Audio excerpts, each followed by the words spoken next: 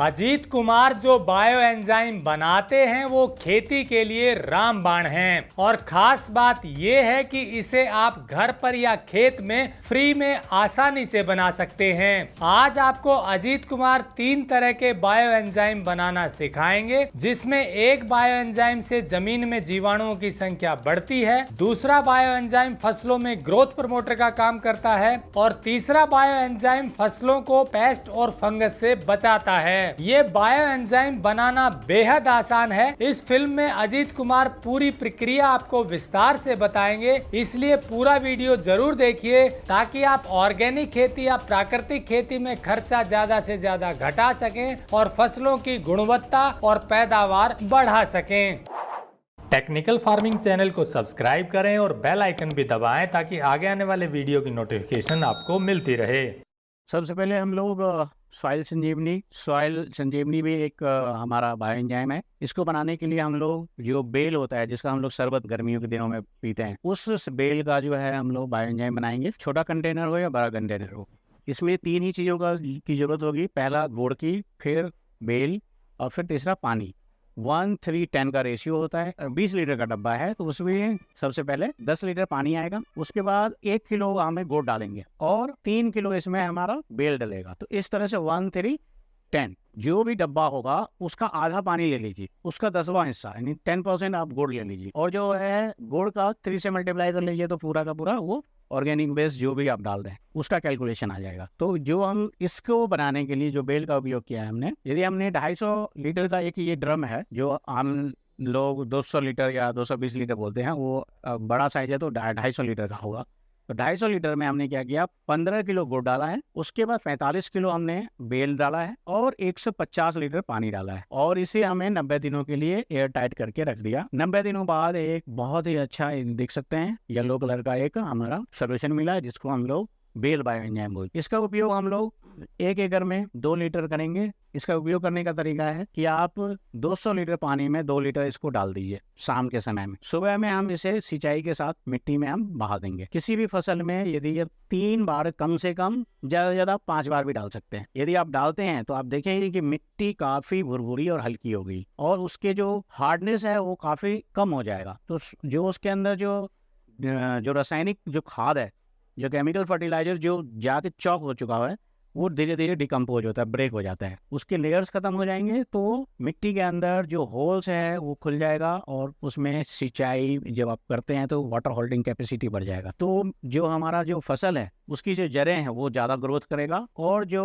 कई बार आप देखते होंगे कि आंधी तूफान चलने पर किसानों का जो पौधा है, चाहे धान हो चाहे गेहूँ हो, गिर जाता है, तो उसमें कमी आएगा और प्रोडक्शन पे भी काफ़ी अच्छा फर्क पड़ेगा। 10 से 15% का प्रोडक्शन पे भी फर्क पड़ेगा। तो ये है हमारे बेल बायो एंजाइम यानी सॉइल संजीवनी का फ़ायदा और बनाने का तरीका। जो दूसरा मैं इस agro care all in one की बात करूंगा, ये सिंपल जो अपने घरों के अंदर जो फल सब्जी इस दोनों के जो छिलके होते हैं, जो भी है, खट्टा हो मीठा हो चाहे उसमें कड़वा हो, कुछ भी, सभी को हमने क्या किया, इकट्ठे हमने बनाया। इसमें आप देख सकते हैं, इसमें हमने 5 लीटर का ये डब्बा है और 5 लीटर में हमने 3 लीटर पानी डाल दिया और 900 ग्राम हमने छिलका डाला है और 300 ग्राम हमने गुड़ डाला है।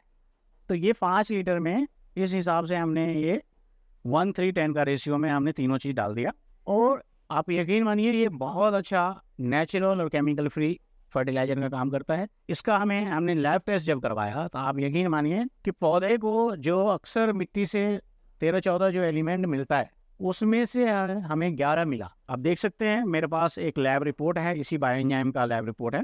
इस बायो एंजाइम में हर चीज़ है, हर चीज़ में आपको पढ़ के दिखा देता हूँ। मतलब नाइट्रोजन भी है, फॉस्फोरस भी है, पोटेशियम भी है, सल्फर भी है, मैग्नीशियम भी है, कैल्शियम भी है, आयरन भी है, जिंक भी है, कॉपर भी है, मैग्नीज भी है, बोरॉन भी है। इसमें मॉलिब्डेनम और निकेल डिटेक्ट नहीं हुआ।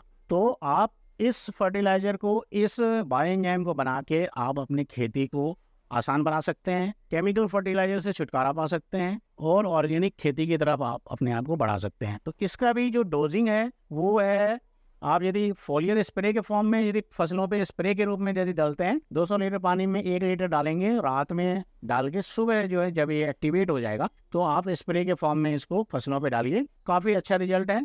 और यदि इसको पानी के साथ सिंचाई में आप मिट्टी में भी डाल सकते हैं इसको, दोनों तरह से इसका उपयोग किया जा सकता है। तो इससे भी मिट्टी को काफ़ी लाभ होगा, खास करके पौधे के जो विकास में ये काफ़ी अच्छा काम करेगा, फल फूल ज़्यादा आएगा और पौधे में और उसके फलों में चमक बहुत अच्छा बरकरार रहेगा। इसके जो पत्ते होते हैं वो काफ़ी अच्छा साइन करेगा और फल और फूल अधिक मात्रा में आएगा। तो ये है हमारा agro care all in one. तो ये आपने समझ लिया कि इसको भी मैं बनाने का तरीका बता दिया मैंने। आपके घरों के जो वेस्ट होगा उस हिसाब बना सकते हैं। ये सीजनल चीज़ें जो हमने बताया, ये जो बेल का जो हमने बताया था, ये सीजनल चीज़ें हैं, आपको गर्मी में ही मिलेगा ये। तो गर्मी के दिनों में इसका बना के अधिक मात्रा में रख सकते हैं। लेकिन जो ये मैंने बताया agro care all in one, ये कभी भी आप अपने घर में बना सकते हैं, चाहे खट्टे फलों का, मीठे फलों का, केला है, आम है, या आप कीनू है, चीकू है, किसी भी तरह के फलों को आप उसके छिलकों को काट के, सब्जी के छिलकों को काट के, या पूरे सब्जी या पूरा फल को भी काट के आप इसमें डाल के 90 दिनों के लिए रखिए। 1:3:10 का रेशियो है।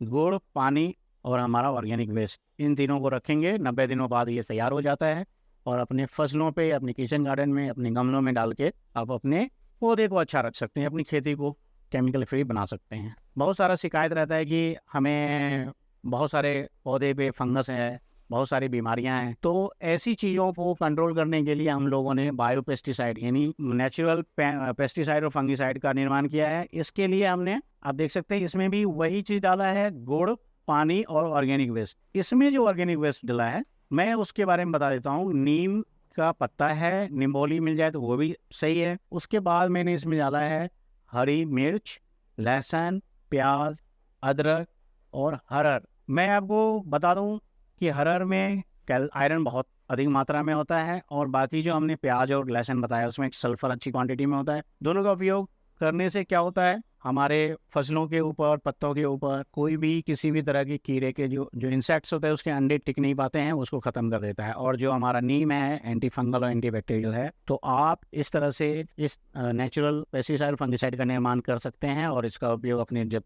पौधों में करते हैं तो इसका रिजल्ट बहुत ही अच्छा आएगा।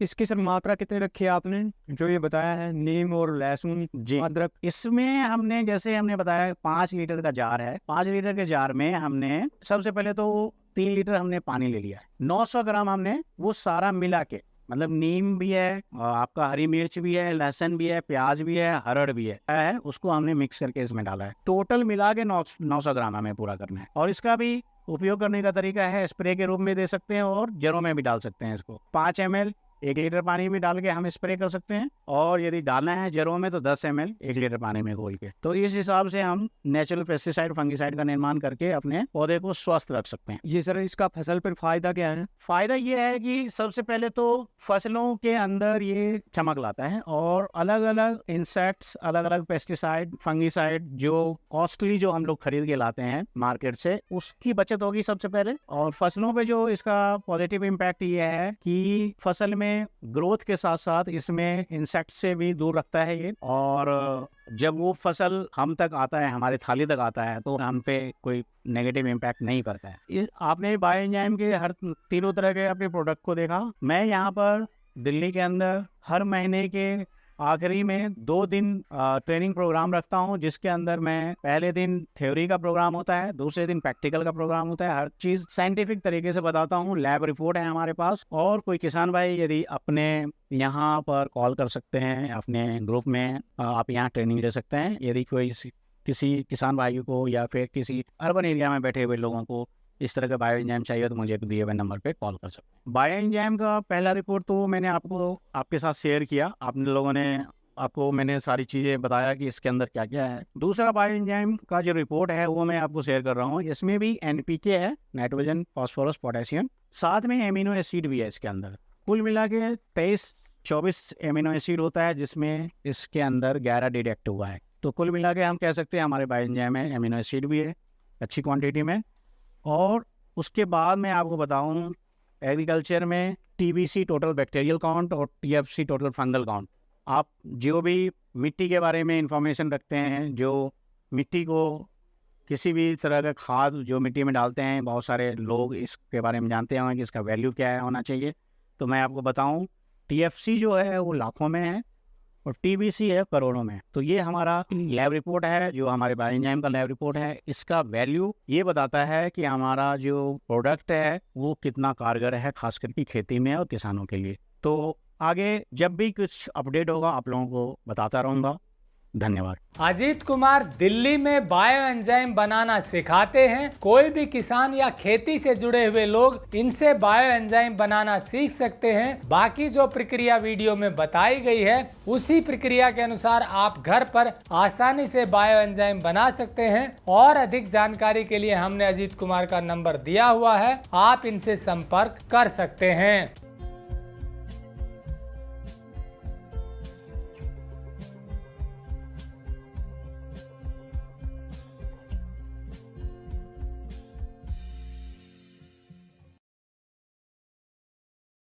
अगर आपको यह वीडियो पसंद आया है तो ज्यादा से ज्यादा लाइक और शेयर जरूर करें। साथ ही चैनल को सब्सक्राइब करना ना भूलें।